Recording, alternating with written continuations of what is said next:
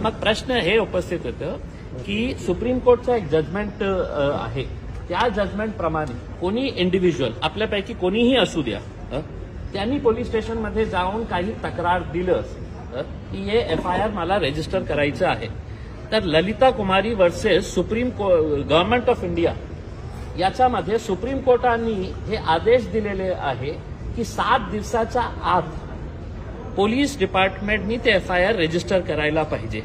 आणि समजा ते रजिस्टर करण्यामध्ये काही अडचण असेल तर पोलीस डिपार्टमेंटने लिखितमध्ये त्याला सांगायला पाहिजे की याच्यामध्ये FIR या कारणाने रजिस्टर होऊ शकत नाही.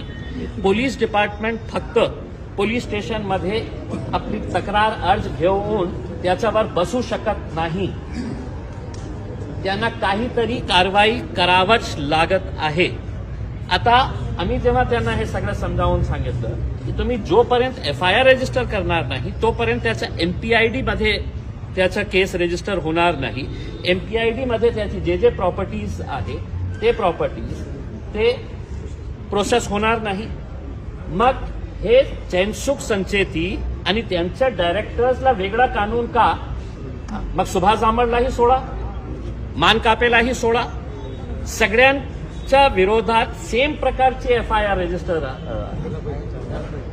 सेम प्रकारचं. तसाही पैसे कशा बुडवले होते, कशा पैसे खाल्ले होते आणि कशा पैसे डायव्हर्ट केले होते सगळं. मग सुभाष झांबडला वेगळा कायदा, आदर्शच्या मानकापेसाठी वेगळा कायदा, आणि हे फक्त सत्तेमध्ये आहे, ते सत्तेचे आमदार आहे म्हणून पोलिसांवर दबाव आहे हे मलाही माहित आहे आणि पोलिसांनाही माहित आहे. याच्यामध्ये काहीही हे नाही आहे की कशा प्रकारचा दबाव पोलीस डिपार्टमेंटवर आहे, ते सगळं माहित आहे आणि मी बोलूनही दाखवलं की मला माहित आहे.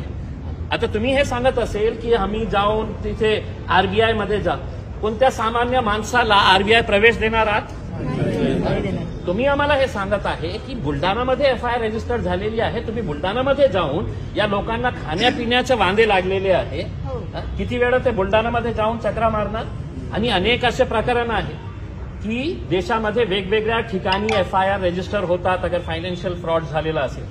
मग ते निर्णय घेतात की इतक्या 100 FIRs वेगवेगळ्या शहरामध्ये रजिस्टर झालेले आहे, केस क्राईम एकच आहे, तर ते क्लब करता येईल. आम्ही विनंती केली पोलीस कमिशनर साहेबांना की तुम्ही FIR रजिस्टर करा आणि पाठवून द्या बुलडाणाला. आम्ही बुलडाणाला जाऊन आम्ही त्याचा पाठपुरावा करतो.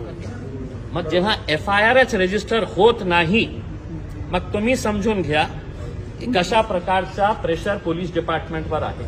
मग आपल्या हातात काय आहे? आपल्या हातात हे आहे की समजा त्यांनी याच्यामध्ये काहीही अडचण आणली FIR रजिस्टर करण्यामध्ये, त्यांनी आम्हाला विनंती केली आणि आपण पहिल्यांदा पोलीस कमिशनर साहेबांकडे गेलो होतो. मला त्यांनी खूप सहकार्य केले होते आदर्शच्या संदर्भात. आपण पहिल्यांदा त्यांच्याकडे गेलो, आम्ही त्यांना हे FIRची कॉपी पण दाखवली की साहेब हे लोकांचे कष्टाचे पैसे जेव्हा ते परत घेण्यासाठी बँकेमध्ये गेलं तर 353 कलम त्यांच्यावर लावण्यात येतं. का सरकारी डिपार्टमेंट आहे ते? सरकारी डिपार्टमेंट आहे का? प्रायव्हेट बँक आहे. कंप्लेंट करायला पाहिजे होती तर पोलीस डिपार्टमेंटचे सरकारी कर्मचारी आहे की इथे त्यांनी गोंधळ घातलेले आहे. पण सरकारी ऑफिस नसताना सिटीच्या पोलिसांनी कोणत्या आधारावर 353 दाखल केलेले आहे? म्हणजे याचा अर्थ हे आहे की तुम्ही कसल्याही प्रकारचं आंदोलन करू नका, कसल्याही प्रकारचा विरोध करू नका, नाहीतर तुमच्यावर असा केसेस लादणार आहे. म्हणून तर तुमचे इतके मोठे ठेवीदार आहे, आज लोक पुढे यायला तयार का नाही आहे? त्यांना काय त्याच्यामध्ये दिसतं की नाही इम्तियाज जलील कशाला जायचं? मग तुम्ही या पुढे, मी तुमच्या मागे राहतो. दुसरे जे लोक आहे, लोकप्रतिनिधी आपल्या शहरामध्ये किती आहे, त्या सगळ्यांना हे लोक दिसत नाही आहेत की एकदा त्यांच्या बाबतीत तुम्ही या, मी तुमच्या मागे राहतो. पण हेही नाही करायचं कारण तुमचा फक्त सत्ताधारी खूप मोठा पैसेवाला माणूस आहे ते चैनसुख संचेती, मग पैसे देणार नाही असेल तर आम्ही पोलीस कमिशनरांना सांगितलं की साहेब ठीक आहे, आम्ही पहिल्यांदा तुमच्याकडे आले. मग त्यांनी आम्हाला हे सांगितलं की मला थोडासा टाइम द्या, मी स्वतः माझ्या लेटर हेडवर बुलडाणामध्ये जे त्यांचे ऍडमिनिस्ट्रेटर आहे बँकेला पत्र पाठवतो की यांचे पैसे कोणीतरी सांगितले की ऑक्टोबरमध्ये 50% मिळणार होते, त्यांनी पत्रकार परिषद 1 रुपया मिळालेला नाही आहे. आपण पोलीस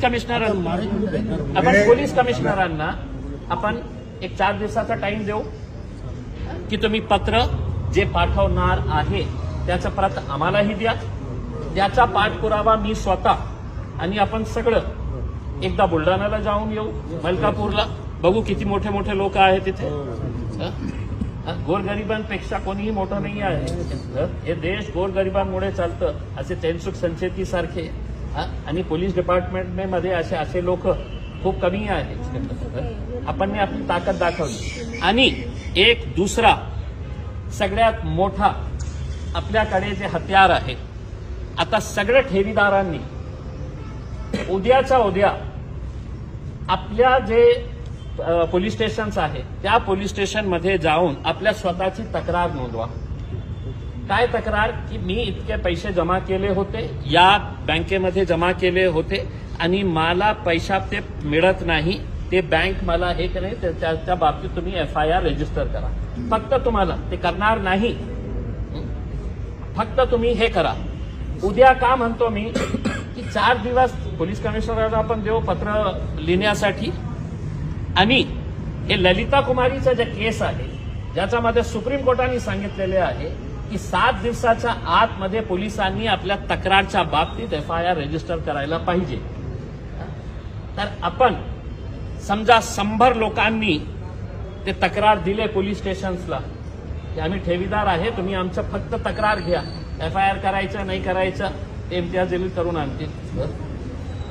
तर हे तक्रार तुम्ही दिली सगळ्यांनी, तर आपल्याकडे ते सगळं तक्रार आपण घेऊन आपण मी सुप्रीम कोर्टाचा एक मोठा लॉयर लावू. आपण सुप्रीम कोर्टाचा लॉयर लावून आपण सुप्रीम कोर्टामध्ये जाऊ की साहेब तुमचा ललिता कुमारी वर्सेस गव्हर्नमेंट ऑफ महाराष्ट्राचं जे जजमेंट आहे, 100 पानाचं ते जजमेंट आहे, त्या जजमेंटप्रमाणे हे पोलीस इकडची FIR रजिस्टर करत नाही करते.